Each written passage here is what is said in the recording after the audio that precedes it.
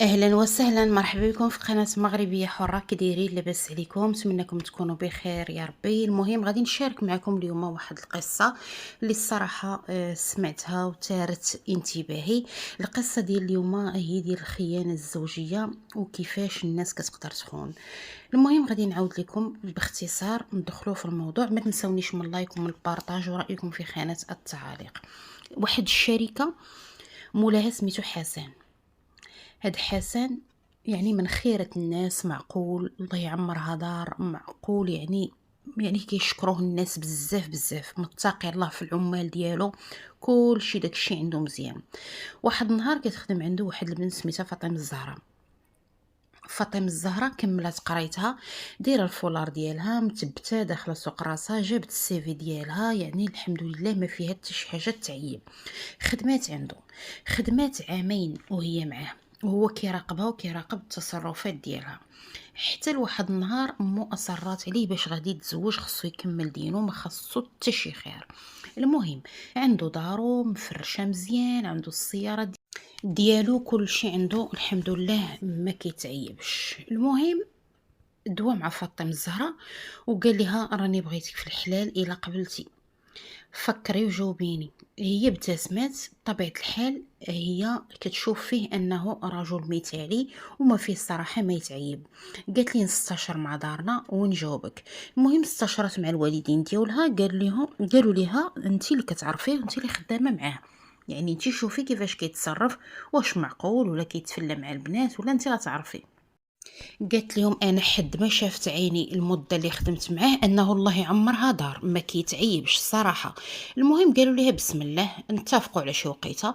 المهم اتفقوا على شي وقيته، داز 15 يوم، تلاقاو، داروا الخطبه، كلشي داكشي متول، كلشي مزيان. موراها ما طولوش وداروا واحد العرس اللي هو فاخر. عائله العريس داروا عرسهم يعني مزيان، فاش جابوها فرحوا بها. دخلت للدار مأتة، يعني من داك الشي الرفيع، ما احتاجت انها تغير حتى حاجه. المهم حسن وفاطمه الزهراء كيبغيو بعضياتهم وكيحترموا بعضياتهم. المهم دوزو واحد عام ونص وهما في الامور طيبه ديالهم. بالنسبه لها هي قال لها من الاحسن ما تبقيش تخدمي، انا بغيتك غير تكوني مرتاحه ليا، اي حاجه غتخصك انا نوفرها لك.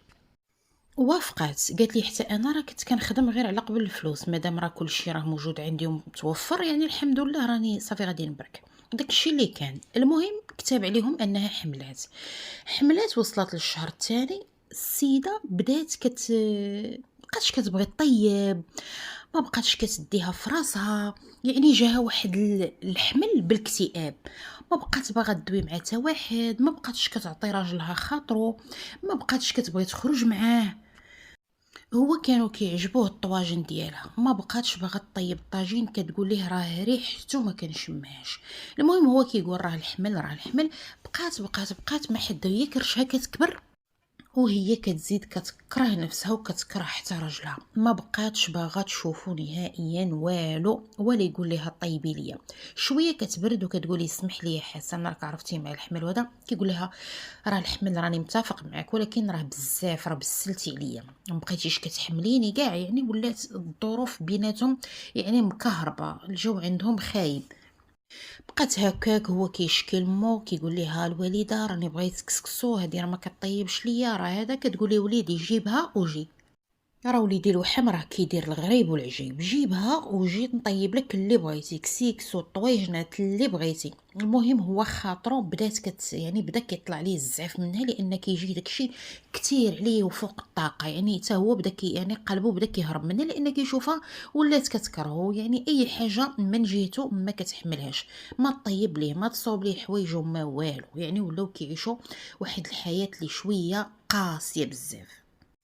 المهم بالنسبه للام ديالو كانت كتصوب ليه يعني مع مراتو، كتقولي وليدي راه كاع دزنا من تما وكاع راه الحمل واعر وكل وحده كيجيها. قال لهم ميمتي واش هاد الحمل ما بغاش يتقاضى؟ قالت له وليدي راه كاين اللي كتبقى في داك الحاله حتى كتولد، وكاين اللي حتى من بعد مورا الولاده. غير صبر وليدي، غير صبر على وجه ديك التربيه اللي في الكريشه، راه غادي غتشوف ديك التربيه وغادي تفرح وغتنسى كلشي. وفاطمه الزهراء راه هي فاطمه الزهراء. المهم الامور ديالهم بقات بحال هكاك حتى فاطمه الزهراء قربات تولد. مني قربات تولد قالت ليه شوف واش ما غاديش تجي امك ولا اختك يجيو معايا يقابلوني، راني قربت نولد.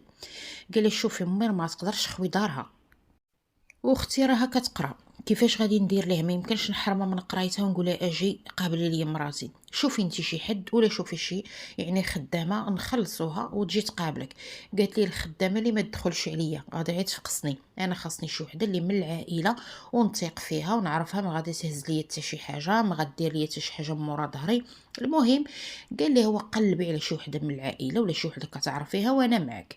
بقات كتخمم تاكدت من ماما راجلها بان قالت لها راه قلت لحسن بان خصو تجي تبرك معايا ولا انتي. داك الكلام نفسه اللي قال لها حسن هو قالت لها بنيتي راه اختو راها كتقرا وانا ما نقدرش نخوي الدار راك عارفه. المهم بقاو كيدويو، قالت لها صافي خالتي راني غير استشرت معاك باش ما تقوليش ما قلتيش ليا. المهم بقات قطعت معاها، بقات كتخمم هي تقول علاش ما نعيطش لاختي واخا اختها يعني دارهم يعني في مدينه واحده اخرى. قالت واش نعيط لها نجربها نشوف واش غتبغي تجي ولا لا. المهم مني دوزت التليفون كتجاوبها الام ديالها، قالت له على الراس والعين بنيتي من جهتي انا الا ما عاونت اختها وما وقفت معاها مع من غتوقف. قالت له بارك الله فيك امي، انت عارفاكم توقفوا معايا وعارفه يعني الحميله خناس كيهزوهم ماليه. المهم ميمتي دوي مع لطيفه وجاوبيني. قالت لها صافي بنتي كوني هانيه، هذا المسمار طرقناه. مني جات لطيفه كتقول لها اختك محتاجاك، قربت تولد، بغاتك تبركي معاها في مني تولد يعني تتشد راسها ويدوز السبوع وبركي معاها تتوقف على رجيلاتها وتقابل دارها وجي انتي ستي بنيتي ما عقل ساعه الدار سيري بدلي الجو، منها تبدلي الجو عندها منها ديري اجر في اختك. ايوا لطيفه فرحات وعجبها الحال لانها كترتاح مع اختها ومع راجل اختها يعني كتفاهم معاهم. المهم دازت عليها يومين حتى صونات لطيفه ودخلت عندهم، فرحوا بها بجوجهم، لا حسن ولا فاطمه الزهراء فرحوا بها لانها كانت زعما صغيره وكانوا يعني هو تعرفوا النسيب مع الاخت الصغيره كيكونوا يعني مفاهمين مع بعضياتهم كيضحكوا. فاطمه الزهراء عزيزه على اختها ولطيفه هي فرحانه انها تبرك معاهم. المهم الامور ديالهم كانت مزيانه. لطيفه داك النهار دوشات وارتاحت، والغد ليه بدات كتخمل الدار وبدات كتقاد فيها، بدات كتوجد وكدير داكشي اللي ما كديروش فاطمه الزهراء الا راجلها كديرو لطيفه، يعني كتصلح ليه حوايجو في الوقت. الغدا ديالو كيوجد في الوقت 12 ونص خاصو يكون طايب، ومني غادي يجي هو غادي يلقاه يلاه تقاد في البروديه غادي يتغدى غادي يدوش يتكى شويه ويعاود يمشي للخدمه ديالو. كانت هاد التفاصيل كلها كتهتم بها لطيفه، سواء من الحوايج سواء من التوقيت ديال الغدا، توجد ليه الدوش ديالو، توجد ليه الحوايج اللي غيلبس، كل شيء. المهام ديال فاطمه الزهراء ولات كديرهم لطيفه. حسن ارتاح بزاف وقال الله شحال ما ارتاحيت هاد الراحه، وبقى كيشوف لطيفه وكيقول لها تعبناك معانا. قالت لي تعبك راحه ولا ما وقفت معاكم انا شكون غيوقف معاكم؟ قال لها هذا هو المظنون فيك. بقى كيشكر فيها، قال لها شوفي ها هي الفلوس انا نحطها لك هنايا، اي وقيته بغيتي تخرجي تشري لك شي حاجه ولا تنزهي مع راسك مرحبا والف مرحبا، هزي اللي خصك واللي بغيتي. قالت لي شكرا ليك بزاف انت دائما عاطيني. ايوا المهم فرحات بداك الفلوس وخلاتها تما، يعني اي يعني حط لها فلوس مهمه لان تبارك الله يعني الخير عنده كتير. يعني فين ما كتبغي تجيب شي حاجه خاصه بها كتمشي لهداك المجر وكتاخذ الفلوس اللي بغات يعني تشري هذه السيرفيطه هذه. يعني الامور كانت مزيانه وفرحانه. المهم بقات كتعلق به بشويه بشويه لانه كان كيشكرها وكيشوفها شي شوفات يعني ماشي بريئين. هي بطبيعه الحال سي المراهقه بدات كتعلق به، هو ما حش براسو حتى بدا كيشوف فيها انها هي النقطه يعني في حياته البيضاء اللي ولات يعني ولا كيلقى لها اهتمام، عكس فاطمه الزهراء. فاطمه الزهراء باقي غير كتنقر. المهم ولا كيهتم بها وكتهتم به ولاو تعلقوا ببعضياتهم لدرجه انهما ولاو كيهضروا ولاو يعني عبروا على الاحاسيس ديالهم.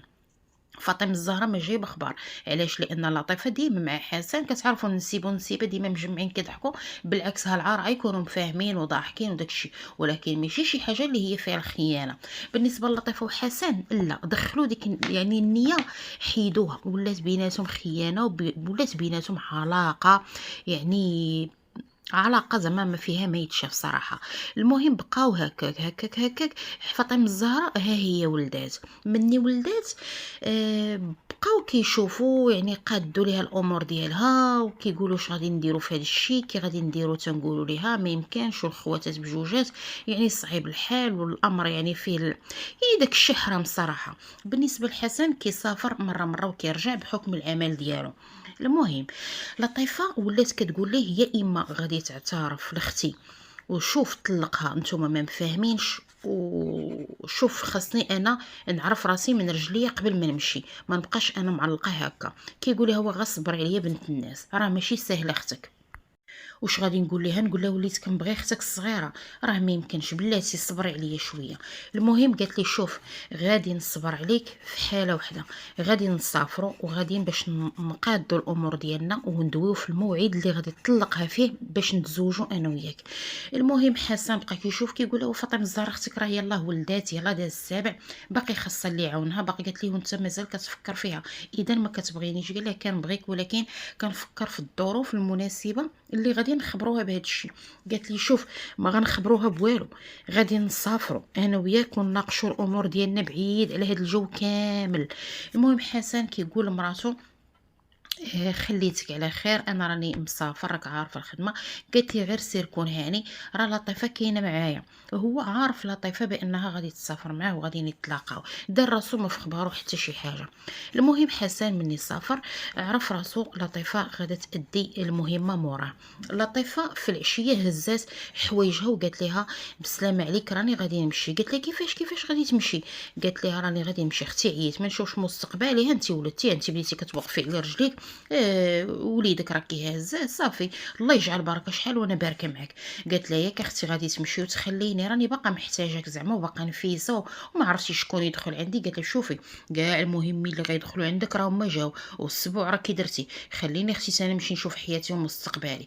المهم فاطمه الزهراء ما عجبهاش الحال لانها يعني تفاجات بالقرار ديال اختها، ما بين ليله ونهار تا ولات كتقول لي غنمشي في حالي. لطيفه كانت مصره انها خاصها تخرج في ديك الليله. المهم لطيفه هزات حويجاتها ومشات. فاطمه الزهراء بقى فيها الحال ولات كتقول يعني اختي بحال غدراتني، هادشي اللي كتقول في مخها غدراتني، مشات وخلاتني، يعني انا مازال نفيسه مازال محتاجاها وهادو هي الخواتات. المهم بقات كدوي في خاطرها بزاف، بقى فيها الحال لان كانت معتبره ان اختها مازال غتطول معاها. المهم حسن ولطيفه تلاقاو في هذيك الليله. فاطمه الزهراء بيتها بوحدها مع التربيه ديالها، وكان كيقول لها حسن يلا خصاتك شي حاجه ولا التربيه خصاتها شي حاجه اتصلي بيا، انا غادي نشوف واحد السيد كيعاونني في الخدمه، اي حاجه يجيبها لك، خاصك دواء ولا خاصك اي حاجه راه يجيبها لك حتى لباب الدار. المهم قالت لي سير كون هاني، هي معتبره راجلها مسافر خدام، وبالنسبه للطيفه اختها غير مشات لدارهم. المهم في داك الليل فاطمه الزهراء كتعيط لدارهم كتقول لهم واش لطيفه وصلت؟ كيقول لها لا راه مازال. المهم بقات مشطونه عليها، الوالدين ديالها بقاو مشطونين، او هذه كيفاش. شويه لطيفه كتعيط لامها وكتقول لها ميمتي راني كنت جايه وبالفعل راني وصلت للمدينه ديالنا، ولكن راني دزت عند صاحبتي وشداتني قالت لي حتى الصباح. المهم قالت لها الصباح ونعيط لك، واش غادي نزيد نطول معاها ولا غادي نجي انا وياها؟ المهم تبتات الام ديالها، يعني راه عند صاحبتها وغادي تبات عندها، وشوف واش غتجي الصباح او لا غادي تطول معاها. المهم الام ديالها كتعيط لفاطمه الزهراء قالت لها اختك صافي راها كاين هنايا، راها غير عند صاحبتها، ومهم غدا ندويو. قالت لها صافي مهمتي تصبحي على خير. صافي فاطمه الزهراء اطمأنت على اختها بانها راه وصلت للمدينه ووالديها راه عرفوها فين كاينه. المهم وصلت الربعة ديال الصباح كيجيها اتصال فاطمه الزهراء بان راجلها دار واحد لاكسيدون وخاصها يعني شي حد اللي غادي يجي لديك المدينه فين كاين هو، فين كاين في الشمال. المهم كيشوفوا انه مات مع وحده.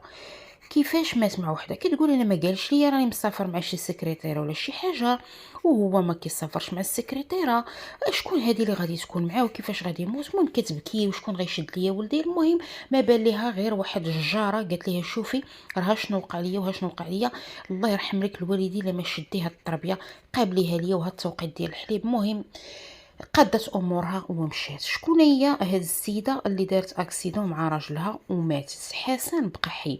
مني مشات كتشوف شكون هي لقات اختها هي اللي ماتت، وحسن تشلل، يعني بقى في واحد الحاله اللي هي صعيبه في الانعاش، وبقى كتشوف بانه كذب عليها، الصدمة كانت عليها قوية، اختها ماتت وها هي في هاد المدينة. داكشي يعني الامور داخت عندها تخلطات عليها، واشنو غادي تقول لامها، وراجلها خانها ومعامل مع اختها. فاطمه الزهراء ملي صبح الحال عيطات على امها وقالت لها ميمتي ما كاين ما نخبي عليك، لطيفه راها لقيتها مع راجلي ودايرين كسيده بجوج، هو راه في الانعاش ولطيفه راه الله يرحمها ميمتي. المهم بقاو داروا اجراءات الدفن والامور ديالهم كامله اللي خاصه. لطيفه دفنات مشات يعني المقبره، وبالنسبه لحسن خرج من الانعاش ولكن بقى مشلول. فين جابته فاطمه الزهراء غير لدارو، قالت لي شوف غادي نقابلك على وجه هاد التربيه اللي بيناتنا، ولكن راه النهار اللي غادي تصح ويجيب لك الله الشفاء وغادي توقف على رجليك راه ما تعرفني ما نعرفك، لان ما يمكنليش انا نعيش مع واحد يشاركني مع اختي نهائيا. انا اختي صغيره ما عندهاش العقل وانت اش نقول عليك. المهم بقى كيقول لها سمحي لي ودرت واحد الغلط كبير وشي ذنب ما كيتغفرش وانت اللي هزيتيني، حتى امي ما قدرتش عليا هي واختي وانت هزيتيني. قالت لي شوف انا هزيتك على قبل هاد التربيه اللي بيناتنا ولوجه الله، انا مني غادي توقف راه ما غتعرفني ما غادي نعرفك. بقى هو حشمان منها وحاضر راسو، لان بالفعل يعني ولا مقعد ما كيقدرش ينوض حاشاكم كلشي تحت منه، هي اللي مقابله. يعني لقى فيها واحد الخير كتير، ولا كيقول لها كون صبت يعني الزمان يرجع بيا اللور وعمرني ما نغلط فيك فاطمه الزهراء.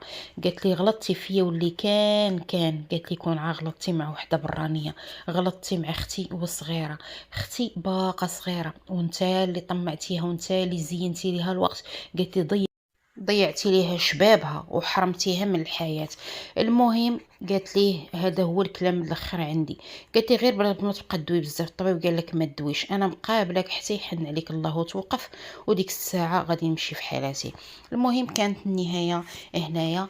العبره هو ان يعني الخواتات ما خصهمش يغلطوا في خواتاتهم. كتبقى اختك ما عمرك ما طعنيها في الظهر ديالها. فاطمه الزهراء كانت الله يعمرها دار، كانت نعمه الزوجه. بالنسبه لي هو ما تحملش داك الوحم ديالها وداك يعني التصرفات ديالها، ولا كيشوف لطيفه هي اللي متعاه وهي اللي مبرعاه وهي اللي عطيه وقته وهي اللي مطيبه ليه وهي اللي محده ليه حوايجو، هي اللي موجده ليه الدوش ديالو، هي يعني ولات كتلعب الدور ديال فاطمه الزهراء. فمنساق ليها ولا ماشي كيهتم بلطيفه ولا كيحسسها بالحنان وبالحب، حتى البنت مشات موراه ولات حتى هي تعلقات به. لطيفه بالنسبه لي انا رايي انا يعني وخليوا لي رايكم في لي كومونتير. بالنسبه للطيفه مازال صغيره، مازال في سن المراهقه وما عارفه والو، ان دغيا انساقت ليه، هو كبير وكيعرف كل شيء. يعني هو انا بالنسبه لي انا هو اللي غلط يعني اكثر من لطيفه. وبالنسبه لفاطمه الزهراء ما غلطه في حتى شي حاجه، هذيك اختها وجابتها يعني كتساعدها. اي وحده غادي تجيب اختها تساعدها كتقول اللهم اختي ولا البراني، ما غاديش نجيب خدامه يا اما غتسرقني يا اما غدير لي الراجل يا اما غدير لي مشاكل. يعني اختي كتقولي راه بحال نفسي. فاطمه الزهراء كانت مسكينه على النيه ديالها. قصتنا كتنتهي لهنايا، ونتمنى اللي يعجبو هاد يعني هاد القصه ما ينسانيش من اللايك ومن البارطاج ورايكم في خانه التعاليق.